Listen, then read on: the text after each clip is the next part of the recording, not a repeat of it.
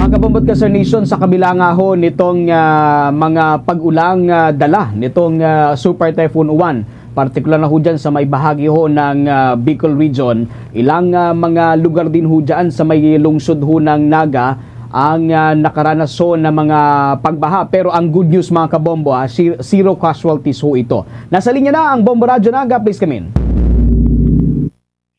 Ipinagpasalamat ni Mayor Leni Robredo na walang naiulat na nasawi sa lungsod ng Naga matapos ang pananalasa ng bagyong Uwan. Sa panayam ng Bombo Radyo Naga kay Naga City Mayor Leni Robredo, sinabi nito na naging epektibong 4 na buwang paglilinis ng mga drainage at iba pang daluyan ng tubig dahil bagamat may mga bahagi ng lungsod na binaha, mabilis naman itong humupa. Napag-alaman ng mga opisyal na may mga ilang lugar pa rin may problema dahil sa patuloy na pagbaha na nangangahulugang may mga lugar na kailangan pang tutukan. Kaninang umaga, ang mga bahaging binaha ay nagsimula ng humupa, kaya sinimula na ang clearing operation kung saan pinangunahan mismo ni Naga City Mayor Leni Robredo na una na rin nanawagan para sa mga volunteers na tutulong upang maibalik sa normal ang lahat. Ang bagyong Uwan ay may kasamang malakas na hangin kaya naapektuhan ang mga evacuation center. 3 evacuation center ang pinasok ng tubig dahil sa malakas na ulan at hangin. Gayunpaman, naging maayos ang proseso ng paglikas at layunin ng lungsod na sa lalong madaling panahon ay malinis na ang lugar maliban sa mga bahagi na may tubig baha pa rin.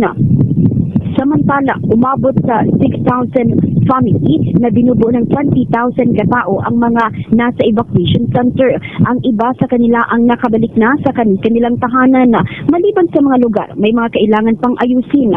Sa ngayon, puspusan pa rin ang ginagawang pagtatrabaho ng kaukulang opisina sa lungsod upang maibalik na ang supply ng kuryente sa lungsod ng Naga. Dito, mabuti naman zero casualty. Merong mga good and bad. Yung good, mukhang naramdaman na namin yung resulta ng 4 na buwan na linis kami ng canals, drainages, saka iba pang mga waterways. Kasi kahit bumaha, madaling mag-subside yung baha. Ngayon, ni-note namin yung mga problematic areas, meaning to say, pag meron pa siyang baha ngayon, gusto sabihin may problema yung lugar. So meron several dito sa Naga na ganon. Pero in general, ngayong early morning wala nang tubig sa most parts of Naga. Yan ang tinig ni Mayor Leni Robredo ng lungsod ng Naga. Bombo Rami Dominguez, nag-uulat mula rito sa himpilan ng Bombo Radyo Naga. This is Bombo Radyo Philippines, the #1 and most trusted source of news and information.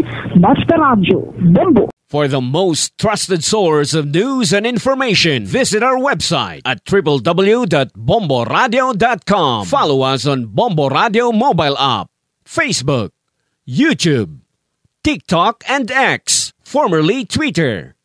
Like, share, and stay connected. Anytime, anywhere.